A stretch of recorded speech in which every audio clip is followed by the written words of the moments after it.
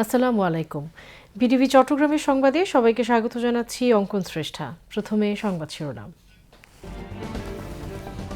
প্রধানমন্ত্রী তারেক রহমানের সঙ্গে শীর্ষ ব্যবসায়ী নেতৃবৃন্দের বৈঠক, দেশের ব্যবসা বাণিজ্যে বিরাজমান বিভিন্ন সমস্যা দ্রুত সমাধানের আশ্বাস।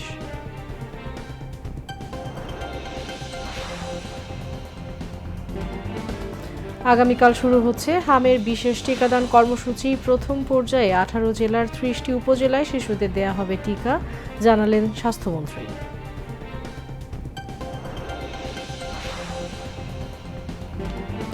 হাম উপসর্গে 24 ঘণ্টায় রাজশাহী ও কুষ্টিয়ায় আরও 5 শিশুর মৃত্যু, সারা দেশে নতুন করে 60 শিশু আক্রান্ত।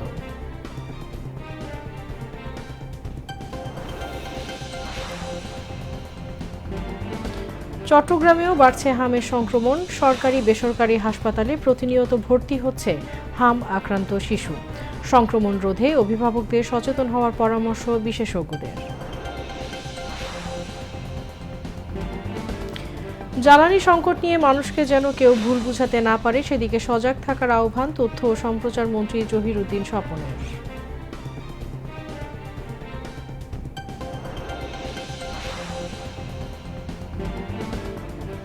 স্বল্প সময়ের ব্যবধানে দুটি মার্কিন বিমান ভূপাতিত করার দাবি তেহরানের। বিধ্বস্ত মার্কিন বিমানের পাইলটকে খুঁজে দিতে পুরস্কার ঘোষণা ইরানের।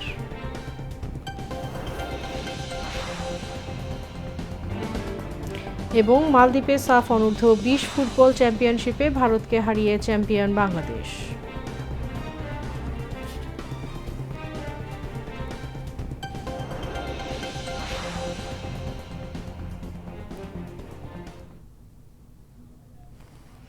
এতক্ষণ সংবাদ শিরোনাম শুনলেন, এবার বিস্তারিত। দেশের বিনিয়োগ পরিবেশ এবং শিল্প খাতের বিদ্যমান চ্যালেঞ্জ নিয়ে আলোচনার জন্য শীর্ষ ব্যবসায়ী নেতাদের সঙ্গে বৈঠক করেছেন প্রধানমন্ত্রী তারেক রহমান। দুপুরে রাজধানীর তেজগাঁওয়ে প্রধানমন্ত্রীর কার্যালয়ে এই বৈঠক অনুষ্ঠিত হয়। বৈঠকে প্রধানমন্ত্রী দেশের শিল্প ও বাণিজ্যে বিরাজমান বিভিন্ন সমস্যা ব্যবসায়ীদের মুখ থেকে শুনে দ্রুত সমাধানের আশ্বাস দেন। বৈঠকে অর্থমন্ত্রী আমির খসরু মাহমুদ চৌধুরী এবং বাণিজ্যমন্ত্রী খন্দকার আব্দুল মুক্তাদির উপস্থিত ছিলেন। পাশাপাশি বিভিন্ন শিল্প খাতের প্রতিনিধিত্বকারী শীর্ষ উদ্যোক্তারাও এতে অংশ নেন। বৈঠক শেষে অর্থ ও পরিকল্পনা মন্ত্রী আমির খসরু মাহমুদ চৌধুরী সাংবাদিকদের ব্রিফিংয়ে জানান, জ্বালানি সংকটে দেশের অর্থনীতির ওপর চাপ তৈরি হয়েছে। নবায়নযোগ্য জ্বালানি বা সৌর বিদ্যুৎ ব্যবহারে উদ্যোক্তাদের জন্য সরকারি সহায়তা চেয়েছেন ব্যবসায়ীরা। তিনি বলেন, বৈঠকে ব্যবসায়ীদের অনেক সমস্যার সমাধান হয়েছে, অনেকগুলো পেন্ডিং আছে। আলাপ আলোচনার মাধ্যমে সমাধান করতে হবে। অর্থমন্ত্রী বলেন, মাঝারি উদ্যোক্তাদের রপ্তানিতে উৎসাহী করতে লাইসেন্স প্রাপ্তি সহজীকরণ এবং আমদানি রফতানি বাণিজ্যের গতি বাড়াতে গভীর সমুদ্র বন্দর চালুর আহ্বান জানিয়েছেন ব্যবসায়ীরা। শিশুদের হামের সংক্রমণ রোধে আগামীকাল থেকে শুরু হচ্ছে বিশেষ টিকা কর্মসূচি। 6 থেকে 59 মাস বয়সী শিশুরা এই টিকা পাবে। আগামীকাল সকাল 9টায় এই জরুরি টিকাদান কার্যক্রমের আনুষ্ঠানিক উদ্বোধন একযোগে দেশের বিভিন্ন স্থানে অনুষ্ঠিত হবে। স্বাস্থ্যমন্ত্রী ঢাকার নবাবগঞ্জে টিকাদান কর্মসূচির উদ্বোধন করবেন। আজ সচিবালয়ে স্বাস্থ্য ও পরিবার কল্যাণ মন্ত্রী সরদার মোহাম্মদ সাখাওয়াত হোসেন বকুল এক প্রেস ব্রিফিংয়ে সাংবাদিকদের এ কথা বলেন। স্বাস্থ্যমন্ত্রী বলেন, প্রধানমন্ত্রী তারেক রহমানের দিক নির্দেশনা ও সরাসরি তত্ত্বাবধানে এই টিকাদান কার্যক্রম শুরু করা হয়েছে, যাতে দ্রুত সময়ের মধ্যে দেশের প্রতিটি শিশুকে সুরক্ষার আওতায় আনা যায়। তিনি বলেন, এই কার্যক্রমটি ধাপে ধাপে বাস্তবায়ন করা হবে। প্রথম পর্যায়ে 30টি উচ্চ ঝুঁকিপূর্ণ হটস্পট এলাকায় কার্যক্রম শুরু হবে। এরপর রোগের পরিস্থিতি এবং মাঠ পর্যায়ের প্রস্তুতির ভিত্তিতে ধীরে ধীরে সারা দেশে সম্প্রচার করা হবে। স্বাস্থ্যমন্ত্রী বলেন, এখন পর্যন্ত পাওয়া তথ্য মতে হাম আক্রামণদের 82% বয়স 6 মাস থেকে 59 মাস বয়স। আমাদের মন্ত্রণালয় থেকে সরকারের পক্ষ থেকে আমরা উপস্থিত থাকব। বাকি 25টা উপজেলায় আমাদের সিভিল সার্জনগণ স্থানীয় কর্মকর্তাদের নিয়ে ওই কাজটা উদ্বোধন করবেন। যেই পাঁচটায় আমরা যাচ্ছি, আমি নিজে আমার ডিজি আমাদের স্বাস্থ্য বিভাগ নিয়ে সহ আরও 2-1 কর্মকর্তা সহ আমি যাচ্ছি ঢাকার নবাবগঞ্জ। আমার মাননীয় প্রতিমন্ত্রী উনি যাচ্ছেন গাজীপুর সদর, সাথে আরও কর্মকর্তা নিয়ে। পাবনার সদরে যাচ্ছেন আমাদের সচিব মহোদয়, পাবনার সদরে উনি যাচ্ছেন, আজকে যাত্রা করবেন, কালকে সকালে থাকবেন পাবনার সদর। নলছটি উদ্বোধন ঝালকাঠি, ওখানে থাকবেন আমাদের মাননীয় উপদেষ্টা ডক্টর জিয়া হায়দার, উনি ওইখানে থাকবেন। কক্সবাজারে থাকবেন আমাদের স্বরাষ্ট্রমন্ত্রী জনাব সালাউদ্দিন আহমেদ এমপি। এই 5টা স্পটে আমরা নিজেরা থাকব, বাকি স্পটগুলিতে আমাদের সিভিল সার্জন মহোদয়গণ। এ সময় স্বাস্থ্য ও পরিবার কল্যাণ প্রতিমন্ত্রী ডাক্তার এম এ মুহিত সহ সংশ্লিষ্টরা উপস্থিত ছিলেন। গত 24 ঘণ্টায় হামে আক্রান্ত হয়ে দেশে মৃত্যু হয়েছে আরও 5 শিশুর। এর মধ্যে কুষ্টিয়ায় 2 এবং রাজশাহীতে 3 শিশুর মৃত্যু হয়। উদ্বেগের পাশাপাশি বাড়ছে আক্রান্তের সংখ্যা। এমন বাস্তবতায় আগামীকাল থেকে শুরু হচ্ছে বিশেষ টিকাদান কর্মসূচি। প্রাথমিক পর্যায়ে দেশের 18টি জেলার 30টি উপজেলার উচ্চ ঝুঁকিপূর্ণ এলাকায় দেয়া হবে হামের টিকা। এদিকে হামের চিকিৎসায় দেশের সকল মেডিকেল কলেজ ও হাসপাতালে বিশেষায়িত ওয়ার্ড চালু করা হয়েছে। শরীফুল ইসলামের রিপোর্ট।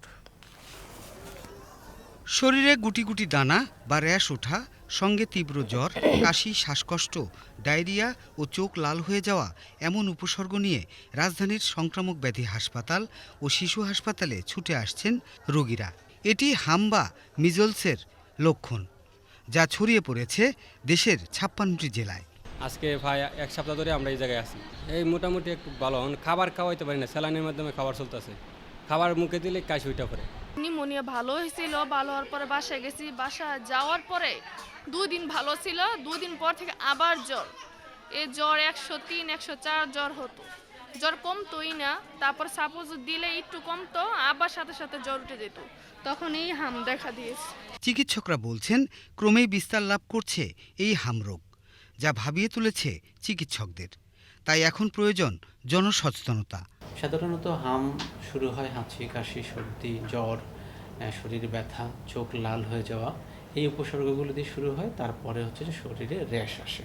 পরবর্তীতে সাধারণত জটিলতা শুরু হয় 2য় সপ্তাহ থেকে, এবং জটিলতাগুলোর মধ্যে সবচেয়ে কমন হচ্ছে নিউমোনিয়া। এবং আমাদের কাছে যে রোগীগুলো আসছে প্রত্যেকেই কোনো না কোনো জটিলতা নিয়ে আসছে। সংক্রমণ বৃদ্ধির পাশাপাশি বাড়ছে মৃত্যুর সংখ্যা। এমন বাস্তবতায় আগামীকাল থেকে শুরু হচ্ছে বিশেষ টিকাদান কর্মসূচি। শুরুতে 30টি ঝুঁকিপূর্ণ হটস্পটে এই টিকাদান কার্যক্রম চলবে। আমাদের আউটডোরে তো গড়ে প্রতিদিন 1200 থেকে 1300 রোগী আসে। যেটা হচ্ছে জ্বর নিয়ে ভয় চলে আসে, হাম হোক আর না আগে চলে আসতেছে। তো এখন আমার হামের রোগী তো সিরিয়াস পড়লে এই পর্যন্ত জানুয়ারি থেকে এই পর্যন্ত আমাদের ভর্তি হয়েছে 138টা। হাম একটা ভাইরাসজনিত রোগ। হাম হলে যেটা হয় যে বাচ্চাদের রোগ প্রতিরোধ ক্ষমতা কমে যায়। রোগ প্রতিরোধ হলে তাই হাম দিয়েও, হামের যে ভাইরাস এটাও নিউমোনিয়া করতে পারে, আর হাম হওয়ার কারণে তার রোগ প্রতিরোধ ক্ষমতা কমে গেলে অন্য ব্যাকটেরিয়া দিয়েও নিউমোনিয়া হতে পারে। এবং বাচ্চাদের অপুষ্টি হয়, বাচ্চার চোখের সমস্যা হয়, ডায়রিয়া হতে পারে হাম হলে পরে। সাধারণত হামের এই কমপ্লিকেশন হওয়ার কারণে বাচ্চাগুলি খারাপ হয়ে যেতে পারে। তাই শিশুদের শরীরে হাম জ্বরের লক্ষণ দেখা দিলেই আতঙ্কিত না হয়ে দ্রুত চিকিৎসকের পরামর্শ গ্রহণের তাগিদ বিশেষজ্ঞদের। Shariful Islam, BTV news, Dhaka. সপ্তাহের ব্যবধানে চট্টগ্রাম অঞ্চলেও বাড়ছে শিশুদের হাম আক্রান্তের হার। চট্টগ্রাম মেডিকেল কলেজ হাসপাতাল এবং আগ্রাবাদ মাও শিশু হাসপাতাল সহ বিভিন্ন বেসরকারি হাসপাতালে প্রতিনিয়ত ভর্তি করা হচ্ছে হামের উপসর্গ নিয়ে অসুস্থ শিশুদের। তবে আক্রান্তের পাশাপাশি সুস্থতার হারও বেশি। হামের সংক্রমণ রোধে শিশুদের প্রতি বাড়তি যত্ন নেওয়ার পাশাপাশি অভিভাবকদের সচেতন হওয়ার পরামর্শ দিয়েছেন বিশেষজ্ঞরা। আতিকুর রহমানের প্রতিবেদন। 9 মাস বয়সী শিশু শিপা গত 7 মাস ধরে নিউমোনিয়া আর শ্বাসকষ্টের সাথে লড়াই করছে সে। এক হাসপাতাল থেকে অন্য হাসপাতালে ঘুরে ক্লান্ত মা সুরভি। এর মধ্যে নতুন করে যোগ হয়েছে হামের সংক্রমণ। এখন চট্টগ্রাম মেডিকেল কলেজ হাসপাতালের শিশু ওয়ার্ডে সন্তানকে নিয়ে দিশাহারা অবস্থায় দিন কাটছে এই দম্পতির। এখন বড় ডাক্তাররা আইসিইউতে নিছিল, এখন আইসিইউতে বার করে দিয়েছে। এখন বলতেছে আগের থেকে নাকি একটু ভালো আছে। এখন অক্সিজেনও ছাড়িয়ে দিছে, আর অক্সিজেনও ছিল নাকি। এখন বলতেছে এখানে চিকিৎসা চলবে। আমার বাচ্চার অনেকদিন যাবৎ কাশি ছিল, তো কাশি থেকে হঠাৎ বাচ্চা যখন কাশতে কাশতে শিশু ডাক্তার দেখাচ্ছি সবখানে, তারপর হঠাৎ জ্বর 5 দিন চলতেছে, 4 দিনের মাথায় ওর র্যাশ দেখা যাচ্ছে স্কিনের এই সাইড থেকে শুরু করে, ভাবছি মশা কামড় দিছে। তারপর দিন সকালে যখন ওই যে জ্বরের কারণে গা মুছতে নিচ্ছি, তখন দেখতেছি ওর পুরো শরীরের র্যাশগুলা লাল লাল হয়ে দেখা যাচ্ছে। শুধু চট্টগ্রাম মেডিকেল কলেজ নয়, একই চিত্র আগ্রাবাদ মা ও শিশু হাসপাতাল সহ নগরীর বেসরকারি হাসপাতালগুলোতেও। সেখানে ওয়ার্ড থেকে কেবিন, কোথাও কোনো সিট খালি নেই। অনেক অভিভাবকের অভিযোগ, সাধারণ জ্বর বা কাশি নিয়ে ভর্তি হওয়ার পর হাসপাতাল থেকেই তাদের শিশু হামে সংক্রমিত হয়েছে। এখানে আসার পর থেকে হয়েছে। 1 সপ্তাহ ধরে আমরা আসছি, রবিবারে মানে জ্বর নিয়ে আসছি, এখান থেকে হামগুলো দেখা যাচ্ছিল। এটা সমস্যা দেখা গেছে আজকে 8 দিন, ফার্ম হয়েছে 4 দিন, জ্বর ছিল, জ্বর থেকে পাতলা পায়খানা হয়েছে, পাতলা পায়খানার থেকে ফার্ম হয়েছে। প্রথম ওর জ্বর হয়েছিল, তারপর 3-4 দিন পর ওর মুখে একটু একটু দেখা গিয়েছিল যে হামগুলো, তারপর বেড়ে গেছে। গায়ে জ্বর হয়েছে, রোববার দিন গায়ে জ্বর হয়েছে, এখানে নিয়ে আসছে, ওকে ভর্তি করছে। ভর্তি করানোর পরে 3 দিন পর একটু একটু দেখা গেছে। আমরা ভর্তি হয়েছে আজকে 27 তারিখে ভর্তি হয়েছি, 3 দিন পরের থেকে এগুলো দেখা গেছে। ঋতু পরিবর্তন এবং ঘনবসতিপূর্ণ এলাকায় ভাইরাসের দ্রুত বিস্তারেই এই পরিস্থিতির মূল কারণ। হাম হওয়ার পর শিশুর রোগ প্রতিরোধ ক্ষমতা কমে যাওয়ায় বেশি পানি এবং ভিটামিন এ সমৃদ্ধ খাবার খাওয়ানোর পরামর্শ দিচ্ছেন চিকিৎসকরা। বেশি করে পানি খাওয়া, প্লাস যাতে না কামড়ায়, এটা যাতে না ছড়ানোর জন্য যাতে আইসোলেশনে থাকে, এটাই মেনলি আসলে, যাতে ভিড়ের মধ্যে না যায়, যেখানে জনসমাগম বেশি হচ্ছে ওখানে যাতে না যায়। সুস্থতার হার মাশাআল্লাহ ভালোই, যদি ভাইরাল আমরা সিমটোমেটিক ট্রিটমেন্টেই ভালোই ইমপ্রুভ করে যাচ্ছে। হামের জটিলতা হিসেবে যদি নিউমোনিয়া আসে, সেক্ষেত্রে আমরা নিউমোনিয়া ট্রিটমেন্ট দিতে হয়। সংকট মোকাবেলায় চট্টগ্রাম মা ও শিশু হাসপাতালে আলাদা হাম আইসোলেশন ওয়ার্ড চালু করায় সেখানে সুস্থতার হার অনেক বেশি এবং সংক্রমণের বিস্তারও কিছুটা নিয়ন্ত্রণে রাখা সম্ভব হচ্ছে বলে জানালেন কর্তৃপক্ষ। এখন একটা স্পেশাল আলাদা ম্যানেজমেন্ট রাখা হয়েছে, আলাদা একটা ওয়ার্ডের মতো রাখা হয়েছে, যেখানে 8 বেড আছে, আমরা সেখানে চিকিৎসা দিচ্ছি। আর ডাক্তার, নার্স এবং অন্যান্য যারা এই চিকিৎসা সেবার সঙ্গে সম্পৃক্ত, তারা অবশ্যই তাদেরকে আলাদাভাবে পরিচর্যার সেবা যা যা লাগে আমরা সেগুলো করছি। ঋতু পরিবর্তনের এই সময়ে শিশুদের বাড়তি যত্নের পাশাপাশি সচেতন হওয়ার পরামর্শ দিচ্ছেন বিশেষজ্ঞরা। ব্যক্তিগত সচেতনতার পাশাপাশি সরকারি উদ্যোগে চিকিৎসার ঘাটতি দূর করতে এবং প্রয়োজনীয় পদক্ষেপ নেওয়ার দাবি সংশ্লিষ্টদের। আতিকুর রহমান, বাংলাদেশ টেলিভিশন, চট্টগ্রাম। মধ্যপ্রাচ্যে যুদ্ধ পরিস্থিতির প্রভাবে বিশ্বে জ্বালানি তেলের বাজারে অস্থিরতা দেখা দিয়েছে। তবে সরকার জনদুর্ভোগের কথা বিবেচনায় রেখে দাম না বাড়িয়ে সরবরাহ স্বাভাবিক রাখার চেষ্টা চালাচ্ছে।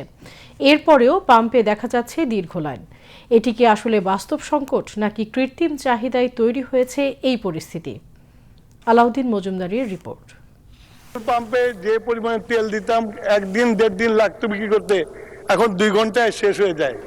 পেট্রোল সাপ্লাই হয় না, এটা ঠিক না। পেট্রোল প্রতিদিন সাপ্লাই করা হয়। বিশ্ববাজারে তেলের দামের অস্থিরতার ঢেউ লেগেছে দেশের জ্বালানি খাতেও।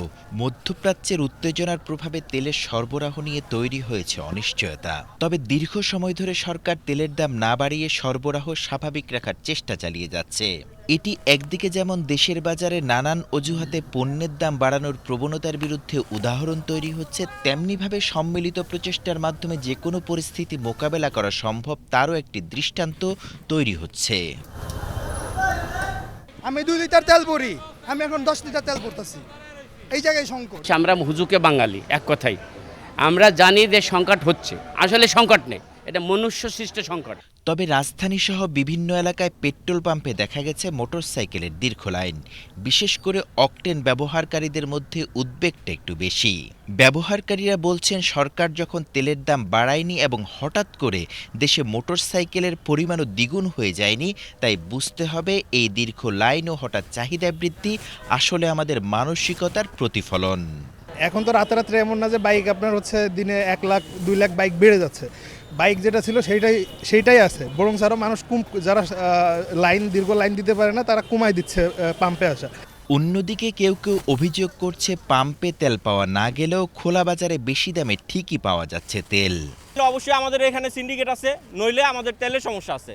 একটা কিছু মানতে হইব যে হয় সিন্ডিকেট আছে, নইলে তেল কম আছে আমাদের। খোলা বাজারে তেল আছে, অ্যাভেলেবেল না থাকলেও 300 টাকা লিটার পাওয়া যায়। আমি কালকে দেখে আসছি, আমি রোজা থেকে মিথ্যা কথা কেন বলবো, 6 রোজা চলে। খোলা বাজারে তেল পাওয়া যায়, এটা ভাঙতে হলে আগে সিন্ডিকেটটা আগে ভাঙতে হবে। পাম্প মালিকদের দাবি চাহিদার তুলনায় অকটেন সরবরাহ কিছুটা কম, তবে তাদের বিস্ময় যে পরিমাণ তেল বিক্রি করতে আগে তাদের 24 ঘন্টা সময় লাগত, এখন সেই একই পরিমাণ বিক্রি হচ্ছে মাত্র 2 ঘন্টায়। তারা মনে করছেন হঠাৎ অতিরিক্ত চাহিদা সংকটের অন্যতম কারণ। ক্রাইসিস শুরু হওয়ার আগে আমাদের প্রতিদিনের ডিমান্ড ছিল 9000 লিটার অকটেন আর 9000 লিটার ডিজেল। এখন আমরা 9000 লিটার ডিজেল সম্পূর্ণই পাচ্ছি, কিন্তু অকটেনটা কম পাচ্ছি, অকটেন 4500 পাচ্ছি। কিন্তু এখন আমাদের 4500 লিটার আসলে এটা দেখা গেল 2 ঘন্টা 3 ঘন্টায় শেষ হয়ে যাচ্ছে। যার যেটা চাহিদা তার থেকে তুলনায় বেশি নিচ্ছে সে। 8 ঘন্টা লাগবে 4000 লাখ বেচতে, এখন আমাকে 3 ঘন্টার বেচতে চালাই, কারণ কাস্টমার সব এক লগে আসে। ওই সময় তো আমাকে কাস্টমার সিরিয়াল ভাঙ্গা আইতো পাম্পে। তবে দীর্ঘ অপেক্ষার পর কাঙ্ক্ষিত তেল পাওয়ায় স্বস্তি যেমন প্রকাশ করছেন সাধারণ ভোক্তারা, তেমনিভাবে অসাধু চক্রের অতি মুনাফার প্রবণতায় কৃত্রিম সংকটেও শঙ্কিত তারা। 4 দিন ঘুরে ঘুরে আজকে এই প্রথম তেল পাইলাম, পরপর অনেক ভালো ভাই। একজন একজনের দোষ দেয়, আসলে যদি দেখেন দোষ আমাদের সবারই, ঘুরে ফিরে সবাই দোষী। এখন আমরা যদি নিজেদের মতো কন্ট্রোল করতে পারি, বিষয়টা আমার মনে হয় সমস্যাটা কমে যাবে। সিরিয়াল মেনটেন করে আসার পরে সবাই যে পাচ্ছে, এই সিরিয়ালটা সবাই থাকুক। সব মিলিয়ে বিশ্ববাজারে অস্থিরতার মধ্যেও দেশে তেলের সরবরাহ স্বাভাবিক রাখার চেষ্টা চালিয়ে যাচ্ছে সরকার। এক্ষেত্রে কৃত্রিম সংকট যেন কেউ তৈরি করতে না পারে, সেজন্য নজরদারি বাড়ানোর দাবি জানাচ্ছেন ভুক্তভোগীরা। Alauddin Majumdar, VTV news, Dhaka. জ্বালানি সংকট নিয়ে মানুষকে যেন কেউ ভুল বোঝাতে না পারে, সেদিকে সজাগ থাকার আহ্বান জানিয়েছেন তথ্য ও সম্প্রচার মন্ত্রী জহিরুদ্দিন স্বপন। তিনি গতকাল পাবনা সার্কিট হাউসে বিএনপির নেতাকর্মী সহ বিভিন্ন ব্যক্তিবর্গের সঙ্গে মতবিনিময় সভায় এই আহ্বান জানান। পরে পাবনায় বইমেলার উদ্বোধন করেন তথ্য ও সম্প্রচার মন্ত্রী। এ সময় তিনি দেশ গড়তে জ্ঞানভিত্তিক প্রজন্ম তৈরি করা প্রয়োজন বলে মন্তব্য করেন। ইকবাল ফরহাদের রিপোর্ট। পাবনা বইমেলা উদযাপন পরিষদ স্বাধীনতা চত্বরে 8 দিনব্যাপী এই মেলার আয়োজন করে। এর উদ্বোধন করেন তথ্য ও সম্প্রচার মন্ত্রী।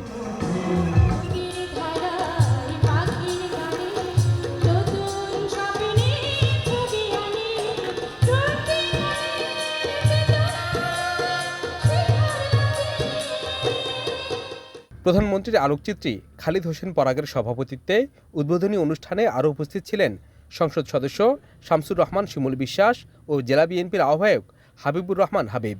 তথ্যমন্ত্রী বলেন, প্রযুক্তির বিকাশ সত্ত্বেও এখন পর্যন্ত বই হচ্ছে সেই মাধ্যম যেটা দিয়ে বয়ানকে ভালোভাবে প্রবাহিত করা যায়। ইন্টারনেট আসার কারণে নতুন প্রজন্মের অনেকের মধ্যেই বইয়ের কপি দিয়ে বই পড়া অথবা হার্ড কপি থেকে বই পড়ার অভ্যাস এখনকার প্রজন্মের অনেকেরই নেই। তারা ডিভাইসে পড়াশোনা করেন, তারা সবাই ভার্চুয়াল রিডার। হয়তো একদিন পৃথিবী আসবে যখন এই ধরনের ছাপাখানার বই তার অস্তিত্ব থাকবে কিনা তা বলা মুশকিল। তবে এখনো পর্যন্ত বই হচ্ছে সবচেয়ে শক্তিশালী মাধ্যম, যেই মাধ্যমে আমরা আমাদের বয়ান এবং আমাদের জ্ঞানকে প্রবাহিত করতে পারি। এবং সেই বিবেচনায় পাবনাতে এই আয়োজন করে একটা ধন্যবাদ প্রাপ্তির যোগ্যতা অর্জন করেছেন। এর আগে পাবনার সার্কিট হাউসে বিএনপির নেতাকর্মী ও স্থানীয় ব্যক্তিবর্গের সঙ্গে মতবিনিময় করেন তথ্যমন্ত্রী। তিনি বলেন, বিগত আওয়ামী সরকারের ভুল জ্বালানি নীতি এবং মধ্যপ্রাচ্যের যুদ্ধ পরিস্থিতির কারণে জ্বালানি নিয়ে সংকট তৈরি হয়েছে। দুর্ভাগ্য হচ্ছে এই যে আমাদের জ্বালানি নীতিটা বিগত পতিত সরকার শুধুমাত্র লুটপাটই করে নাই। লুটপাট করার কারণে তারা গ্যাস উত্তোলনের জন্য টাকা খরচ করার বদলে পরিপূর্ণভাবে এটাকে জ্বালানি আমদানি নির্ভর একটা নীতিমালার মধ্যে রেখে গিয়েছে। ফলে আমদানি আমাদেরকে করতেই হবে। জিও পলিটিক্সের কারণে আবার আমার আমদানির যে ফ্লো, সেটা আবার হরমুজ প্রণালী ছাড়া কিন্তু আসার কোনো পথ নাই। ফলে আমরা কিন্তু একদিকে আমার পতিত সরকারের দেশ বিরোধী নীতি, জ্বালানি নীতি, আর একদিকে হচ্ছে জিও পলিটিক্যালি আমার পজিশনের কারণেই কিন্তু এই মুহূর্তের মিডল ইস্ট ক্রাইসিসের আমি ভিকটিম হয়ে যাচ্ছি। এরপরেও তারেক রহমানের সরকার পৃথিবীর অন্য যে কোনো সরকারের চাইতে এত বেশি ওয়েল ম্যানেজমেন্টের পরিচয় দিয়েছে যে এখন পর্যন্ত মানুষের গায়ে কিন্তু এই আচরণ আমরা লাগতে দেই নাই, একটা পয়সা কিন্তু বাড়ানো হয় নাই। কিন্তু এটা কতটা পারা যাবে, কতটা চলবে তা কিন্তু নির্ভর করছে যুদ্ধের পরিস্থিতির উপরে। ফলে সরকারি দলের নেতাকর্মী হিসাবে আপনাদেরও কিন্তু এই সমস্ত বিষয় সম্পর্কে সম্যক ধারণা থাকতে হবে, যাতে কেউ এই ক্রাইসিসগুলি সম্পর্কে জনগণকে বিভ্রান্ত করতে না পারে। পাবনা সফরকালে মন্ত্রী জেলা স্কুল পরিদর্শন করেন। স্কুল প্রাঙ্গণে ইয়াং জার্নালিস্ট ফোরামের বৃক্ষরোপণ কর্মসূচির উদ্বোধন করেন তিনি। পরে জেলা স্কুল মাঠে খেলতে আসা শিশু কিশোরদের সঙ্গে শুভেচ্ছা বিনিময় করেন জহিরুদ্দিন স্বপন। এ সময় তাদের খেলাধুলার সামগ্রী সহ অন্যান্য সুযোগ সুবিধা নিশ্চিত করার আশ্বাস দেন মন্ত্রী। আমি একটা মন্ত্রী হিসেবে দায়িত্ব দিয়ে গেলাম, সবাই তো তোমরা খেলাধুলা করে, তোমার খেলাধুলার কাজের জন্য, সরঞ্জামের জন্য যা যা টাকা পয়সা লাগবে এই আর্থিক বছরে আমার পক্ষ থেকে মন্ত্রী সাহেব। Iqbal Farhad, BTV news, Pabna. প্রায় 2 দশক পর ময়মনসিংহের ত্রিশালে অনুষ্ঠিত হচ্ছে জাতীয় কবি কাজী নজরুল ইসলামের 127তম জন্মজয়ন্তী উৎসব। প্রধানমন্ত্রী তারেক রহমান অনুষ্ঠানে উপস্থিত থাকার কথা রয়েছে। দুপুরে জেলার ত্রিশালে ময়মনসিংহ বিভাগীয় কমিশনারের কার্যালয়ে এক মতবিনিময় সভায় এসব কথা জানান সংস্কৃতি প্রতিমন্ত্রী আলী নেওয়াজ মাহমুদ খৈয়ম। অনুষ্ঠানে বিশেষ অতিথি ছিলেন তথ্য ও সম্প্রচার প্রতিমন্ত্রী ইয়াসের খান চৌধুরী। তিনি বলেন, রাজনীতিতে গুণগত পরিবর্তন এসেছে, এই ধারা সংস্কৃতিতেও সূচিত হবে। মিম আক্তারের রিপোর্ট।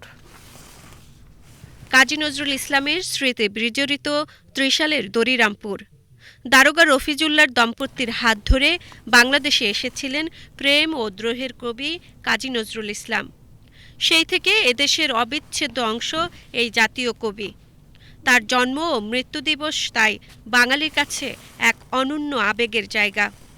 তবে আওয়ামী আমলে তা বরাবরই উপেক্ষিত হয়েছে। তবে এবার ঘটছে তার ব্যতিক্রম।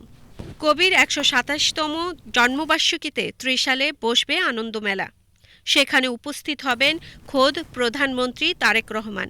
মতবিনিময় সভার প্রধান অতিথি সংস্কৃতি প্রতিমন্ত্রী আলী নেওয়াজ মাহমুদ খৈয়ম। একেবারে কোন রকম দ্বিধাদ্বন্দ্ব ছড়াই এবং আমরা করবো কি করবো না, শুধুই কি বক্তৃতা দিচ্ছি, শুধুই কি গল্পের গল্প করছি, তা না, আমাদের এটা করতেই হবে। এই সুস্থ ধারার রাজনীতি, সুস্থ ধারার সংস্কৃতি, এটাকে আমাদের ফিরে আনতে হবে। এই সংস্কৃতি সুস্থ ধারার ফিরে না আসার কারণে সুস্থ ধারার রাজনীতিও ফিরে আসে না, যদিও রাজনীতি সংস্কৃতিকে প্রভাবিত করে। কেমন? যেমন ধরেন রাজনীতির যে হাল, আমাদের সংস্কৃতির কারণে সেই হাল, এটা হয়েছে ব্যাড প্র্যাকটিস। সুতরাং আমাদের এটাকে খুব চিন্তা করে করতে হবে। এ সময় তিনি বলেন, দেশের সুস্থ সাংস্কৃতিক ধারার পুনর্জাগরণে জাতীয় কবির চেতনা আমাদের পথ দেখাবে। সরকার প্রকৃত অর্থে সুস্থ ধারার রাজনীতির পাশাপাশি সুস্থ ধারার সংস্কৃতিও ফিরিয়ে আনতে চায়। অনুষ্ঠানে বিশেষ অতিথি তথ্য ও সম্প্রচার প্রতিমন্ত্রী ইয়াসের খান চৌধুরী বলেন, দেশের রাজনীতিতে গুণগত পরিবর্তন এসেছে, এই ধারা সংস্কৃতিতেও সূচিত হবে। একটি সুন্দর রেওয়াজ মাননীয় প্রধানমন্ত্রী তারেক রহমান সাহেব শুরু করেছেন, আমরা দেখতে পেরেছি। অতীতে কিন্তু এগুলো দেখতে পাইনি। যেমন বিরোধী দলীয় নেতা মাননীয় প্রধানমন্ত্রীর সাথে সাক্ষাৎ করতে আসলে বা উনি যদি সাক্ষাৎ করেন, উনি কিছুটা এগিয়ে দেন বিদায়ের সময়। আমরা কিন্তু এই সংস্কৃতি অতীতে দেখিনি। আমরা যারা নতুন এসেছি সংসদে বা মন্ত্রিসভায় বা রাজনীতিতে, আমাদের জন্য এগুলো একটি আশার আলো দেখায়। ময়মনসিংহ বিভাগীয় কমিশনার ফারাজ আহমেদ সভাপতিত্বে মতবিনিময় সভায় ত্রিশালের সংসদ সদস্য ডাক্তার মাহবুবুর রহমান ছাড়াও বিভিন্ন আসনের সংসদ সদস্যরা বক্তব্য রাখেন। এছাড়া সভায় বিভাগের সবগুলো জেলার জেলা প্রশাসক সহ সংশ্লিষ্ট কর্মকর্তারা উপস্থিত ছিলেন। মিম আক্তার, বিটিভি নিউজ। এবারে আন্তর্জাতিক খবর।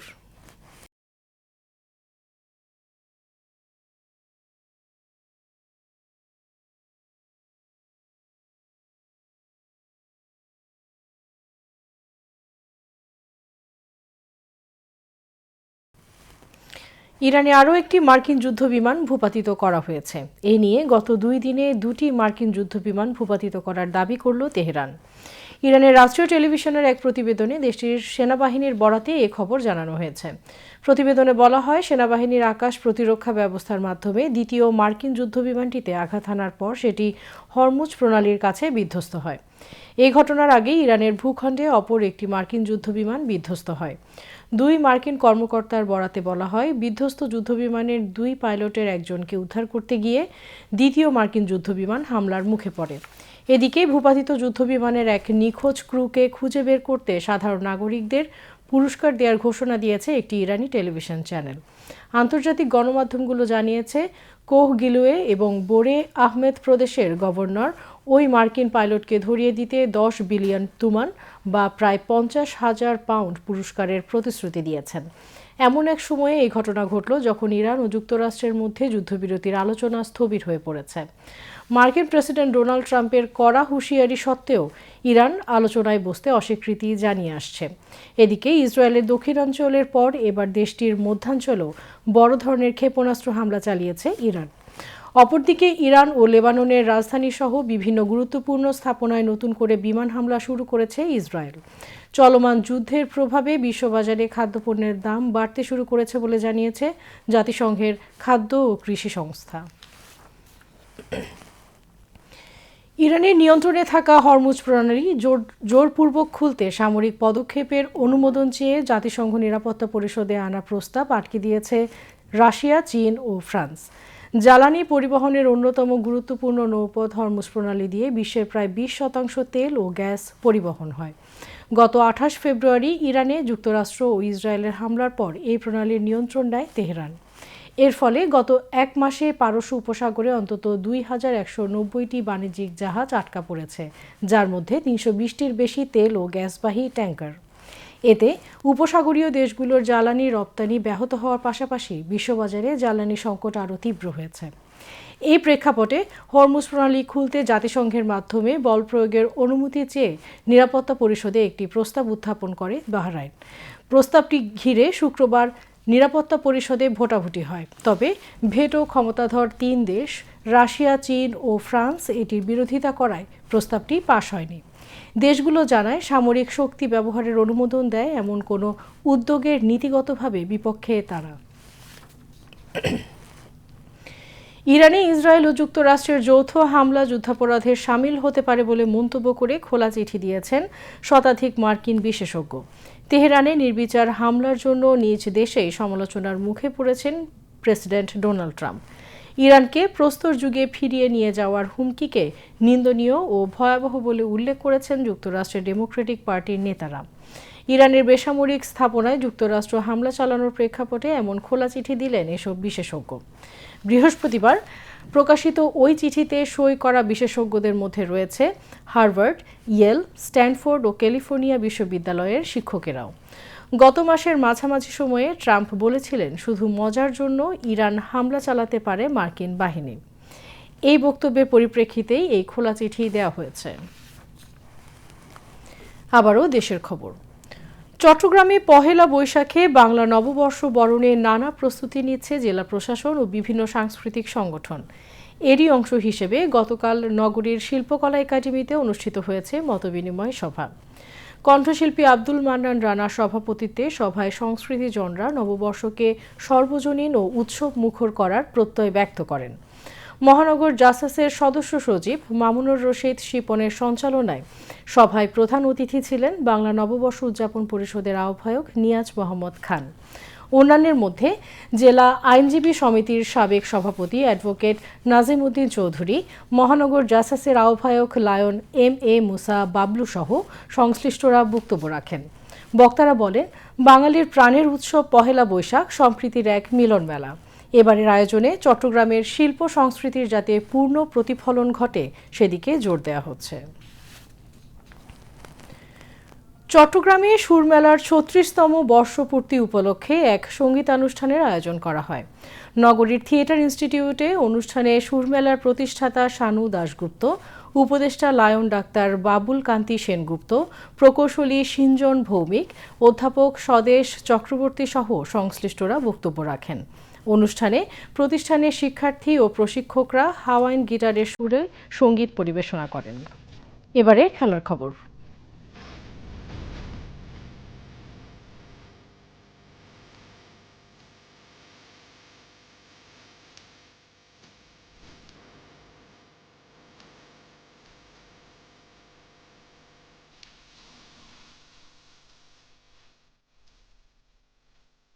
সাফ অনূর্ধ্ব 20 টুর্নামেন্টের ফাইনালে ভারতকে হারিয়ে গৌরবজনক বিজয়ে বাংলাদেশ দলকে প্রাণঢালা অভিনন্দন জানিয়েছেন প্রধানমন্ত্রী তারেক রহমান।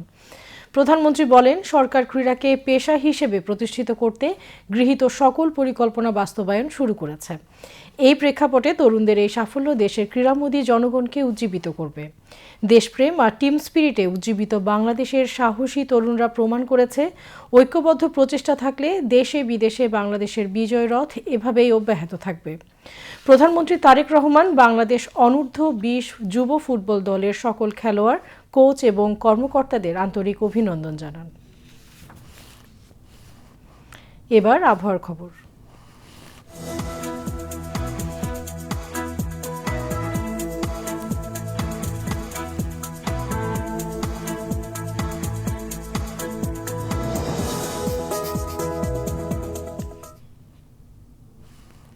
পতেঙ্গা আবহাওয়া অফিস জানিয়েছে, আগামীকাল সন্ধ্যা 6টা পর্যন্ত চট্টগ্রাম এবং পার্শ্ববর্তী এলাকায় 2-1 জায়গায় আকাশ সাময়িকভাবে আংশিক মেঘলা অথবা মেঘাচ্ছন্ন প্রধানত শুষ্ক আবহাওয়া বিরাজ করতে পারে। দিনের তাপমাত্রা সামান্য হ্রাস পেতে পারে এবং রাতের তাপমাত্রা প্রায় অপরিবর্তিত থাকতে পারে। পরবর্তী 24 ঘন্টায় আবহাওয়া সামান্য পরিবর্তনের সম্ভাবনা রয়েছে। নগরীতে আজ সর্বোচ্চ তাপমাত্রা ছিল 32 ডিগ্রি সেলসিয়াস, যা স্বাভাবিকের চেয়ে 0.2 ডিগ্রি বেশি, এবং সর্বনিম্ন তাপমাত্রা ছিল 25.2 ডিগ্রি সেলসিয়াস, যা স্বাভাবিকের চেয়ে 1.8 ডিগ্রি বেশি। আগামীকাল চট্টগ্রামে সূর্যোদয় 5টা 42 মিনিটে এবং সূর্যাস্ত 6টা 10 মিনিটে। এবার জানিয়ে দিচ্ছি কর্ণফুলী নদীতে আগামীকালের জোয়ার ভাটার সময়সূচি। ভাটা শুরু হবে রাত 2টা 27 মিনিটে, জোয়ার সকাল 8টা 52 মিনিটে।